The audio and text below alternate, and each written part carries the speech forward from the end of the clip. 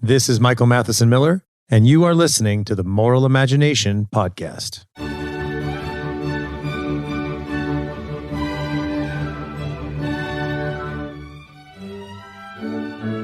Thank you for listening to the Moral Imagination Podcast. This episode is a talk that I gave at a conference in November of 2023, hosted by AmPhil's Center for Civil Society. And the topic of the conference was the rise of the nuns, how declining religious affiliation is changing civil society in the United States.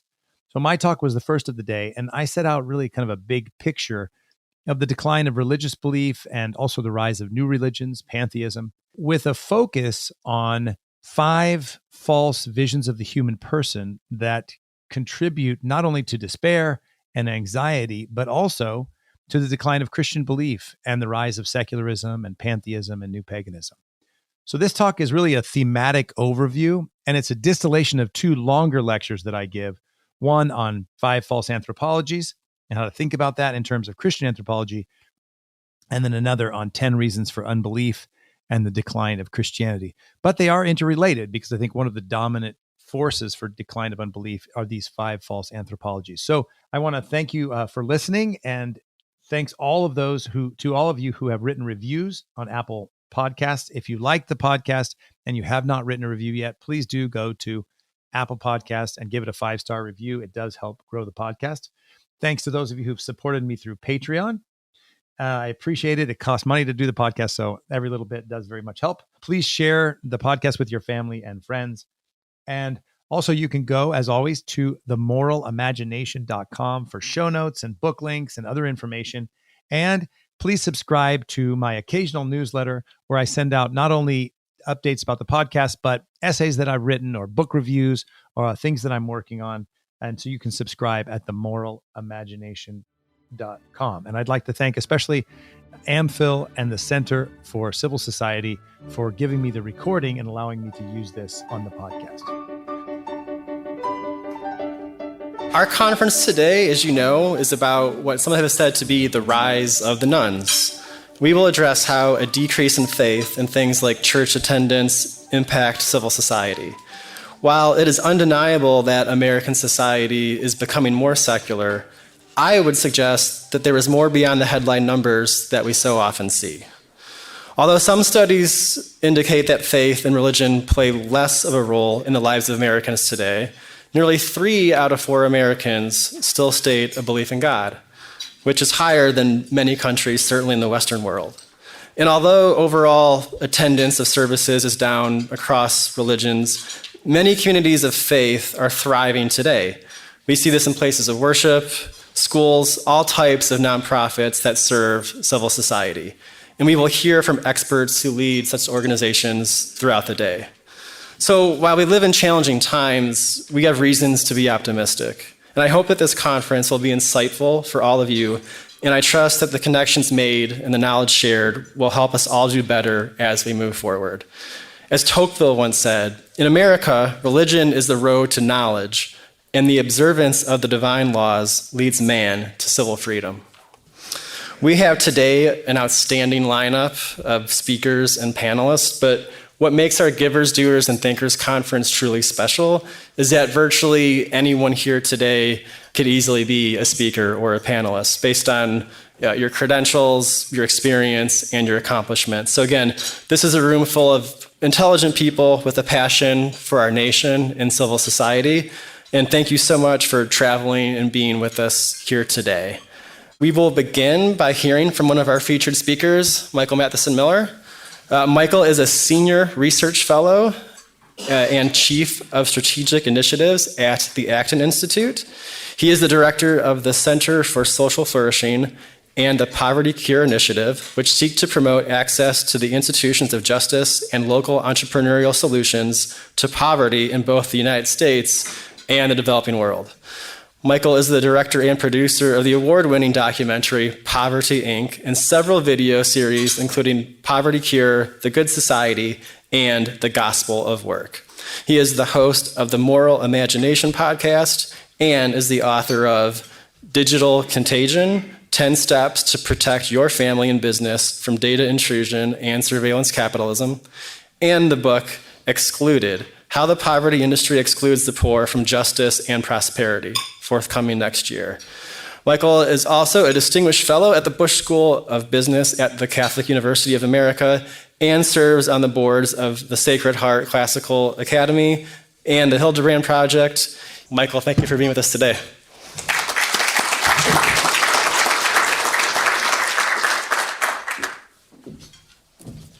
Good morning, ladies and gentlemen. I'm delighted to be here and honored to be participating in this event. It's always difficult to speak, but especially when you're told this is a room full of highly intelligent, competent people that just kind of like raises the level a little bit, but I'm delighted to be here. So I'm going to talk today about anthropologies of unbelief. That is, these philosophies of the person that shape our unbelief or that influence unbelief in the United States, especially today, but across the world. Now, there are multiple causes of unbelief, and many of them are interrelated, so it can be hard to tell whether something's a cause or a consequence. So, for example, the rise of ideology, is this a result of unbelief? As Chesterton says, when you stop believing in God, you tend to believe in anything. But it's also a cause of unbelief because the ideology pulls us away, say, from Christian faith. Now, again, atheism and agnosticism are also nothing new. I mean, this is a perennial challenge. We're tempted by many things. Our moral life is not in consonance with the gospel and the teachings of the commandments of God. And so that kind of pulls us away. Or there's just the temptations to despair. The problem of evil is still a problem for many people. And especially in our scientific world, it's hard to understand, like, does God really there? But right now we've also seen a radical increase in unbelief. And so I want to speak a little bit about those things today. So what I'd like to do in this talk is first go through just what I think are some of the big picture influences on the rise of unbelief. These are all very complex, and I'm going to do them quickly, which means I won't do justice to them, but I want to at least put them out there, and I know some of the speakers here will be addressing them in more detail. Second, I want to focus then on 5 anthropological viewpoints, that is, philosophies of the person that are dominant and that shape the way we engage the world, and I think have a profound impact on the loss of faith. And then finally, suggest that one of the things we have to do is repropose a deep Christian vision of the human person, that being is good, that we're made in the image of God, and that we are valued as a response to what I would say these anthropologies are often anthropologies of either despair or utopianism, but ultimately at the bottom, they're nihilism or utopianism. And we have to propose an alternative to that. So let me go through part 1 then. This is the big picture. Again, these are some of the influences. I think you probably have a lot more to add to this. I would say the first and foremost is the big influence on the decline of belief in the United States is the breakdown of the family and the decline of fatherhood participation. I think this is quite clear from the data. When fathers are involved in family life and are practicing their religion, the retention rate, if you want to call it that, of people keeping in their faith is very, very high. So I think it's important sociologically, but I also think it's important theologically, right? So the Trinity is a family. John Paul II says God is not a solitude. And so this idea of family life, of being united as the family breaks down, our inability to understand God or relate to God, I think, increases. And it's an existential issue for us. Mary Eberstadt has written, of course, very well on this. If you haven't read her books, How the West Lost God or Primal Screams, I highly recommend those. And I think she's speaking here later today. So the second and then related cause is the sexual revolution. Augusto Del Noce, who's an Italian philosopher, argued that the sexual revolution is actually the extension of Marxism.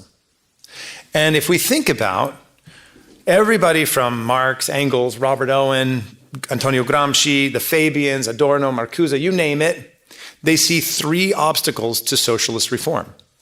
And those 3 obstacles are religion, obviously, private property, and this present form of marriage. And so why is that? Because here is a place where, say, Catholic social teaching and Christian understanding, like traditional Jewish Christian understandings, that there's a mutually reinforcing relationship between family, private property, and religion. Because it's in the family, with private property that gives them space to live out their freedom and their responsibilities, that religion and culture, cultus, is passed down. And so both Marxists and Christians realize if you go after those three things, you will undermine religious belief. And we've seen that over and over again. So the sexual revolution, I think, also creates deep disorientation of the person, of the family, of who we are, and deep relationships between men and women. And this too creates this instability related to, as I said, the family, that become obstacles to belief. The third, I would say, again related, these first three are very related, is the problem of feminism. Carrie Gress, in her excellent book, The End of Woman, talks about how the call to smash the patriarchy is part of what's happening is a portrayal of man and God, that is males and God, as sources of unjust civilization. And there's actually, it's even like quite striking that there's some of the writers do a parallel and they say, well, on one side you have Satan and woman, and the other side, man and God. And so in order to free the woman, we have to crush the patriarchy and crush God. And so we see a rejection of motherhood, a rejection of fertility, of the nurturing elements. These two, again, go back. They're all interrelated, I think. You see also an encouraging of the occult. As Carrie Gress notes, there are now more wicked adherents than there are PCUSA Presbyterians in the United States. And so ultimately, this feminism and the sexual revolution leads to what the great German-Canadian psychiatrist Carl Stern calls a flight from woman, a rejection of femininity, a rejection of fecundity, a rejection of really of the earth. And you can see this, of course, manifesting, which is very complex, in the transgender movement, which is both girls leaving, trying to get rid of their femininity and trying to make themselves into men, but also men, often hyper-technical men, in a sense, appropriating woman to themselves. So instead of being in a relationship with woman where the two become one, the woman is erased and the man appropriates the woman as a commodity.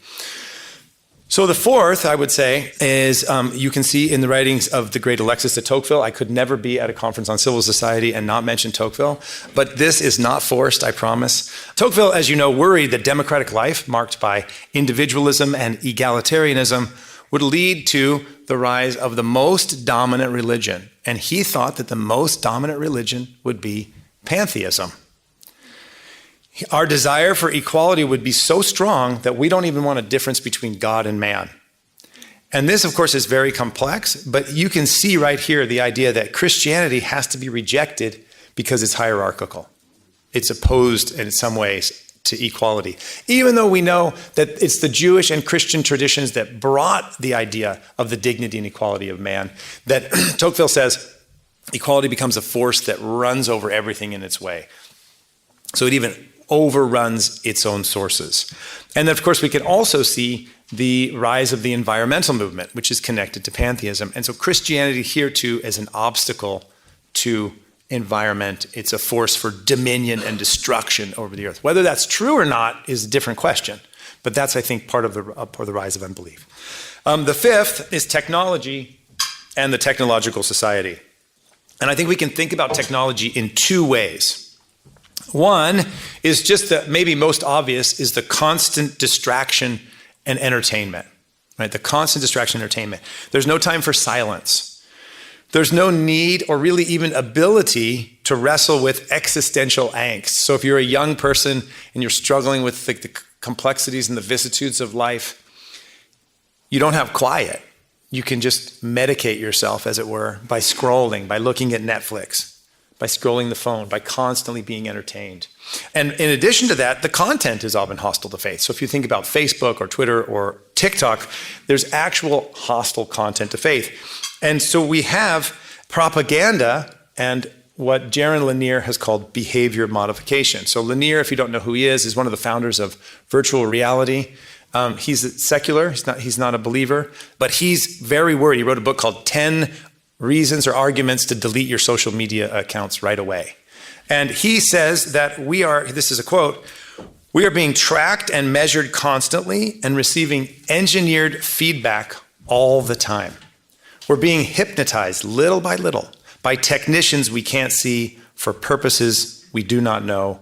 We are all lab animals now, end quote. Now, this is a technologist who has been involved in Silicon Valley. He sold the company to Google. This is not a Luddite, okay? And he's saying we have to be very, very careful because we don't realize the behavior modification that's taking place. And I think it's important to remember here something that's a little abstract, but I think it's very important. Code is not neutral, okay? Code is not neutral. If I had a PowerPoint, by the way, which tends to corrupt, and PowerPoint corrupts absolutely, I've actually shown this before in a PowerPoint. I say, okay, if I showed you a picture of Brasilia and then Florence, architecture is code. Architecture shapes the way we experience the world. If I showed you a picture of the Los Angeles Catholic Cathedral and then Notre Dame in Paris, not the real Notre Dame, okay. I went there. It's a great place to become a Protestant. Okay. So code shapes us, and so too does digital code, right? And so many of the large tech companies are built upon foundations and they promote atheism, materialism, and transhumanism. So the Google founders, for example, are adherents of the Burning Man principles. You can see it. They hang it up in their offices. So this is, I think, another thing that's taking place. I'm not saying we shouldn't use technology. I'm saying that technology does impact us more. It's kind of like the child who says, well, I listen to the music, but I don't listen to the lyrics. The lyrics are almost the least destructive part. All right. So the second part then of how a technological society that has profound impact is the influence of what you could call scientism, right? Or empiricist rationality. And this is the idea that you're all familiar with, that the only things that are reasonable are those things which we can empirically verify. All right? If you can't measure it and empirically verify it, it's outside the realm of reason. Now, this is a problem that is deeply problematic on many ways. Number one, it's incoherent on its own terms, right? Because you can't empirically verify that claim, right? So it's an incoherent position. But what's most important for the belief question is it takes the fundamental human questions in our life: religion, belief, God, the afterlife, love, beauty, hope, compassion, forgiveness, mercy, justice, substantial truth claims, and it relegates them all outside the realm of reason. So all we have are this kind of like empiricist elements and then kind of feelings. And so the religious dimension is in many ways excluded. Augusto Del Noce says, before there's an attack on faith, there's an attack on the religious dimension, right? It's just not relevant. It's not important in our scientific world. It doesn't matter.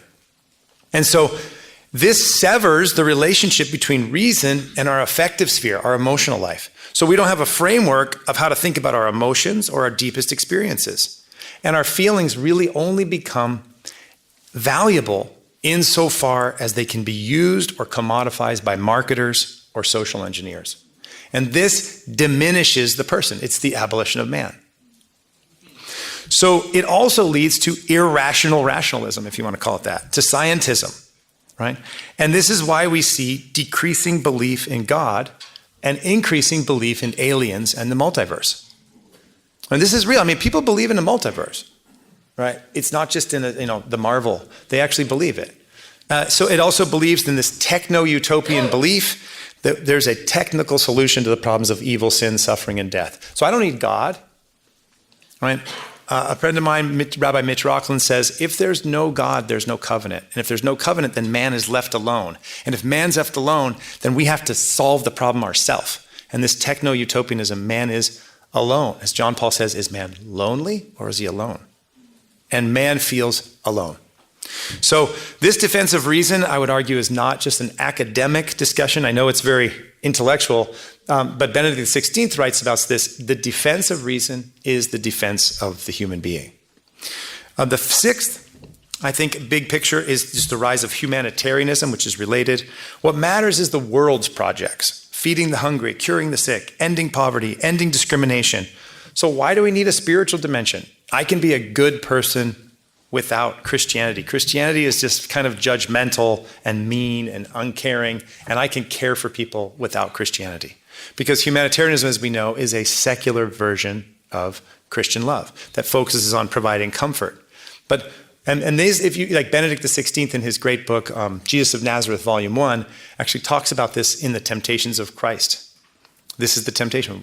Just feed the hungry. Let the church be an NGO. And then the seventh and final one, before I get to the philosophy of the person, is I think assimilation by the church and failure to catechize. So very few things stand out. Our liturgy lacks sacred character. We don't practice the non-linguistic catechesis of liturgy, which teaches us things outside of the verbal. Our music is pretty banal. I mean, in Protestant churches, at least you get rock music. In Catholic churches, I can't even talk about it. Okay. It's all more or less a lame version of the world. And religion, too, focuses on projects of the world, but in really a clunkier, more unsophisticated way, right? And then many Christian denominations have assimilated. They have the same positions on, say, sexual issues, contraception, vasectomies, divorce. Well, I know this is a hard thing to say, but think about it. If you're already having vasectomies, well, what's the big shift to transgender? I mean, you're already using technology to manipulate in a way that people just don't see it. Like, I don't get it. You're just like, what's the problem, right? And so I think this is a problem. You combine that with the sexual abuse scandals, and there's just a sense that I have no place for religion. And this failure to catechize is not just with children, but with adults, and not just intellectually, but in community, bringing people in. We have no real experience of a Christian community. So the question we have to ask ourselves is, when people are leaving Christianity, do they even know what they're leaving? There's almost, I know I'm being a bit harsh, okay, because there are many examples, don't get me wrong. I agree with Jonathan, there are tons of positive things. Okay, I kind of joked, I went to Notre Dame as a good place to become Protestant, which I kind of did. I came back into the Catholic Church. Notre Dame now is in some ways worse, but also 10 times better. Like the opportunities that are there now for a child. Like I would say to my older children, okay, you could go to Notre Dame if you're ready. I wouldn't have said that when I was there. Absolutely not. So I don't want to say that there's no things, but I'm saying these are part of the views. So the question, though, is when young Christians get out of their homes, they have almost no intellectual rigor. So they get plucked out by ideology, by atheism, like kind of Sam Harris, charlatan types who are convincing you that there's no free will. Did you see, what's his name, Robert Sapolsky? He just concluded there's no free will. I love how he concluded it. I've come to a decision. Okay, I mean, in many ways, this is not serious stuff, but regular Christians just don't know how to answer it, all right? And then this leads me to my main part of my talk, that we have these huge anthropological forces coming at us. So I've said a lot of things in big picture, but I think these are some of the forces that are coming around us that we need to pay attention to. But I would say one of the things that I want to focus on is the anthropological, the views of the person that dominate our contemporary life. So I would argue that in many ways, we are in an anthropological struggle, and that many of the social, political debates are actually debates about the person.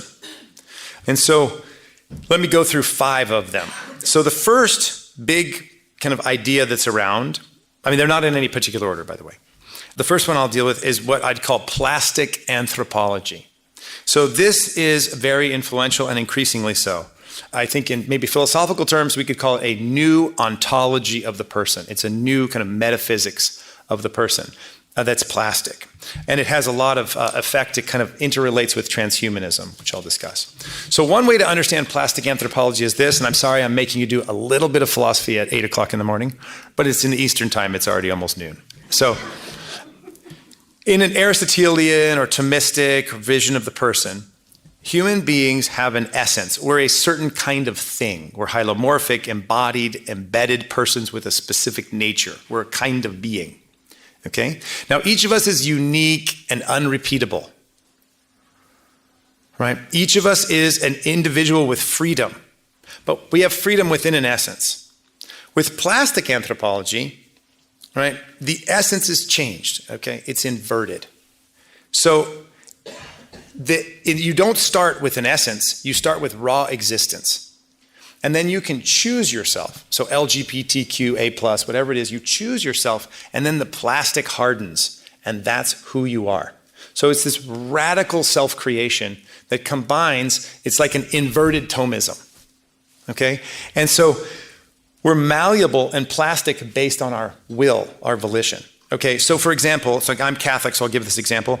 You would say that a man struggles with homosexual attraction. The new ontology would say the man is homosexual.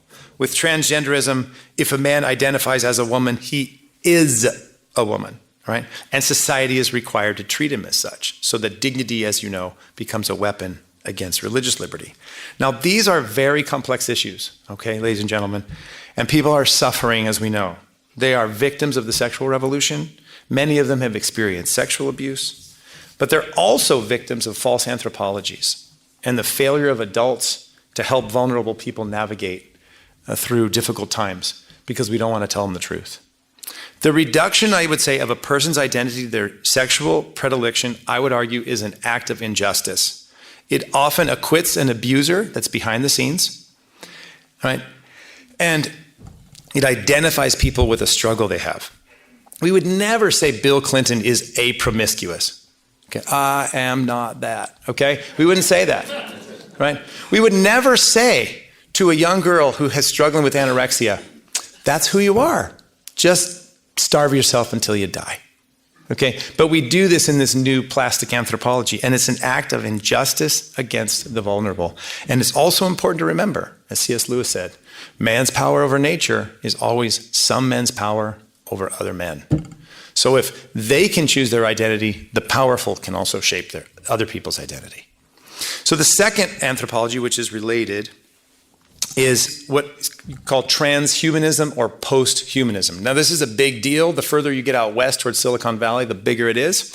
And this is the idea that we're going to combine biology and technology to create a more advanced human being, a cyborg.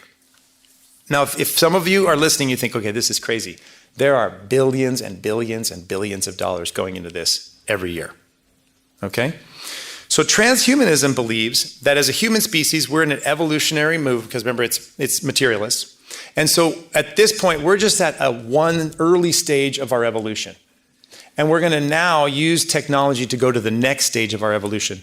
So I think it's Marvin Minsky at MIT. They said, well, robots inherit the earth. And he said, yes, they will be our children, right? And so it's this idea that, and this is a quote, we're going to rewrite our bug-ridden genetic code and become godlike. Only high-tech solutions can ever eradicate suffering from the world, end quote. Right? That's from a well-known transhumanist. So transhumanism then extends beyond the restoration of health to this radical transformation. And as you know, it's connected to eugenics. Well, we already practice sex selection and genetic testing for children with Down syndrome, and this is just the beginning. I have a longer talk, which I won't bore you with, but as you probably know, in 2018, a Chinese scientist, He Jinkui, edited the genes of 2 twin embryo girls to make them resistant to HIV. These girls are born, they're alive. And I want to ask you a dark question. If you can take girls in embryo and make them resistant to HIV, why don't we make them resistant to gonorrhea and syphilis? And why don't we sterilize them? And now we have replicants. Now we have sex slaves, engineered beings. If you think this is not in the works, you're wrong. This stuff is in the works. It's dark. And this is this transhumanist idea. And we already see this with the idea of designer babies, right? That you can pick the kind of child you want. And so this is a commodification of the person, which I'll talk about in more detail in a second. But it's very harmful to the soul. Right? And it's really a kind of a utopian nihilism. There's also, of course, aspirational transhumanism, this we're going to upload ourselves to the internet. I think that's not going to work because it doesn't take our embodied, embedded nature seriously, but there's billions of dollars going into it. And I think it's also important to mention just briefly that transgenderism is also a subset of transhumanism. It's not just its own thing, because think about what there's actually books about from transhumanism, transgenderism. It's using biology to create a new kind of person, right? So that's where plastic anthropology and transhumanism align. And so I think the key thing is that this is the new Tower of Babel. The new Tower of Babel is not the big, 1,000-year Reich. The new Tower of Babel is man himself. The third And I think also it's important, I said this before, we're already acclimated to this because we're constantly using birth control and vasectomies and a host of other things that we do, which are different from restoration. They're like a manipulation. All right, so the third one that's dominant is pretty well obvious. It's human being as a cog. And this is the human being is to be used for productivity in service of the state or the company or the economy. And we see this, of course, in extreme forms in the Gulag, labor camps, or Chinese capitalism, where the individual exists solely for the collective or for the project. But we also see it in less extreme forms, in industrial factory farms. We see it in kind of the World Economic Forum ethos that you're not going to own property and everyone's going to be kind of managed, right? We see this in the way we deal with poverty in the developing world. You know, that human beings are just a problem to be solved. They're just objects of our charity that we can manipulate. Instead of being protagonists of their own stories of development. They're just cogs in our machine. The fourth one is human beings as a scourge. And this is that human beings are a problem for the planet. They're a problem for the environment. And we see this, of course, in the extreme forms in zero growth movements or deep ecology. But really, it's everywhere. It's part of our work. When I do a PowerPoint, I show a picture of Greta Thunberg. Is that her name? Greta Thunberg. And it's interesting because people kind of laugh when I put her up because she's like, very upset. But, we shouldn't laugh at her. Me too, okay? Because this poor little girl has been completely propagandized that somehow she is a problem, that human beings are a problem for the world. Young ladies are sterilizing themselves so they can save the climate. I mean, they're destroying their future hope as a mother so they can save the climate because they're taught that you are a problem in this world. And this, as you see, is connected to Tocqueville's concept of pantheism, right? This also, it's just a deep problem, the rise of paganism, and it breeds nihilism, and I think profoundly influences unbelief. And so Christianity, of course, in this world is a source of dominion and destruction. So we can't have that. And then the fifth and final one is really a capitulation of them all. And I would say that the human being is seen as a commodity. One of the best ways to understand this is, again, through this philosopher I like, Augusto Del Noce. He's Italian, died in 1989. And he came up with this concept called the pure bourgeois, okay, the pure bourgeois. And he said that what happened was, in the 20th century, we began to see the Marxification of capitalism, right? In the 50s, everybody was like, we're going to defeat the Soviet Union based on, our Christian principles. It became, we're going to defeat, in the 50s and 60s, we're going to defeat the Soviet Union based on productivity, liberation, and sexual liberation, which are Marxist values. So you have this idea, right? So when the Berlin Wall fell, we're like, oh, capitalism won the day. But it was actually a pure bourgeois capitalism. Right? And so what happens is, as Del Noce points out, he said you had the hippies, okay? And the hippies were like, they rejected technology, they rejected tradition and family, and they were waiting for the age of Aquarius. And when the age of Aquarius did not arrive, Del Noce says, the hippie continued to reject tradition, but he completely embraced technology and trade and became a yuppie. The pure bourgeois. Happiness can be acquired. There's nothing outside, nothing transcendent. Everything is immanent. Happiness can be purchased, and every single thing becomes an object of trade. Our bodies, our wombs, our sperm, our eggs, children, everybody is an object of trade. And he actually points this out. He says, nudity is like an advertisement. He thinks this is deeply connected to modesty. And so what you have is a huge problem with modesty, right? And we think of it as, being prudish. But Del Noce is pointing out it's because people see themselves as commodities. It's a commodification of the human being. So all of these things lead to not just euthanasia and abortion and suicide, but the degrading of mothers, right? The degrading of children, and everything that's organic must be sterilized. And so I would say this idea of commodification, this is not an economic problem. This is a deep philosophical problem that is, I think, weighing heavy on the hearts of people. So let me conclude this saying, how do we address these questions? Now, there's so many things I just laid out. I mean, it's almost the time of despair. But I think there's many things we can do. And I think, but the thing I want to focus on is that we have to re-propose the good news, the evangelium of the human person. You know, if you look back into the history, what happened, what was one of the striking elements? Henri de Lubac talks about this in his book, The Drama of Atheistic Humanism. He said the message that human beings were created in the image of God, that we had agency. We weren't dominated by fate. We weren't dominated by outside forces, but we were agents. We were created by God to be in charge of ourselves and given ourselves as a gift. This transformed life and civilization. And then later it became seen as a yoke. And I think we have to re-propose the gospel. So I would say we have to, one, reaffirm and continually reiterate the fact that being is good. The world is good, the world is intelligible. And here we see the Hebrew Bible and the Jewish and Catholic traditions stand in contrast with Marxism, nihilism, paganism, pantheism. It says the world is good, as Joseph Ratzinger points out in a wonderful set of homilies from the 1980s. He said, the world is not made out of dragon's blood. It's not something we have to escape from, right? Affirming the goodness of being and the goodness of human life creates the grounds for gratitude, reverence, and hope, and the goodness of the body.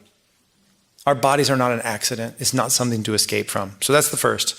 Second, we have to affirm that each human person is a subject and not an object to be manipulated, modified, or socially engineered. Each person is valued not because they're productive. Of course we're supposed to be productive. The Bible says, go complete creation. But we're not valued simply for our productivity. We are willed for our own sake. And in this, you see some of the heroic parents who have children who have disabilities, who care for them and are a witness, right, to the dignity of each human person. The third, we have to defend reason and defend freedom. We have to affirm that the human being is reasonable, and our reason extends not just to the empirical, but to love, beauty, truth, and goodness. Love is not a blind force, it's a reasonable emotion, to use the words of Lewis. Our freedom is real. Of course we're influenced by our environment. Of course we're influenced by our biology and our neurobiology. All right? Why? We're made out of the dust of the earth. You know, have you ever heard people say, well, you know, human beings share like 96% of DNA with a chimpanzee. I'm like, yes, we share 60% with a banana. Of course, we're made out of the dust of the earth. How we eat. If you have a high sugar breakfast, it's going to affect your metabolic health. And as Chris Palmer has shown in his new book, Brain Energy, which I highly recommend, there's a connection between mental health and metabolic health. I told Chris, this is Christian anthropology. He doesn't even know it. Okay? And so we have to stress our freedom. The idea of freedom is either that we're totally determined or that our freedom is just this radical exercise of the will. Okay? But again, as Ratzinger points out, an irrational will is not a free will. If I start banging my head on this podium and blood shoots out over you, no one in the room is going to say, wow, Michael is so free. It's amazing. I want to be free like that. No, you'd think I was crazy. So reason and freedom have a purpose, and that purpose is for love and for worship and sacrifice. And people don't know this. So we have to re-engage these things. We have to stress our social nature, that we're neither radical individuals nor do we simply exist for the collective. And again, we have to affirm the goodness of our bodies, that our bodies are not accidents. We don't drive around in our body like we drive around in a car.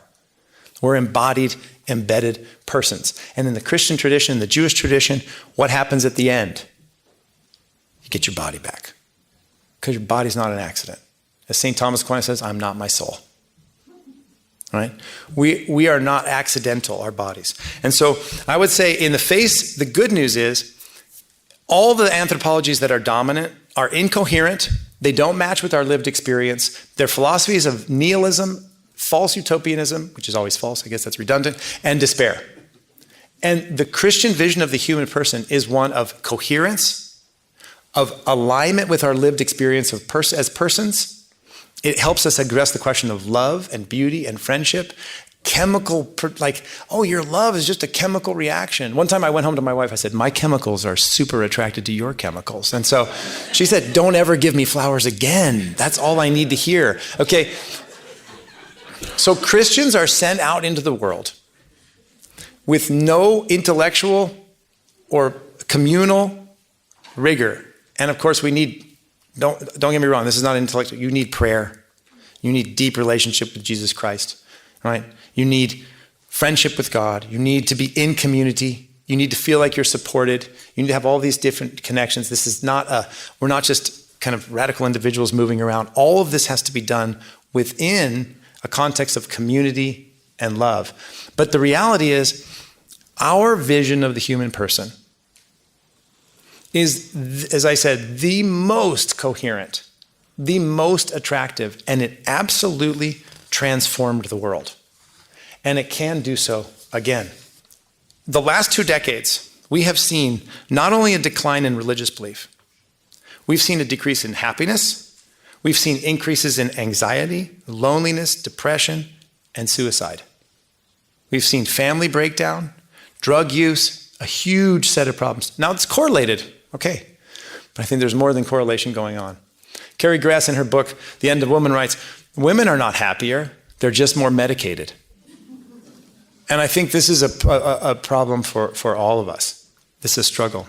So Benedict XVI says, we're living in alienation, in the salt waters of suffering and death, in a sea of darkness without light.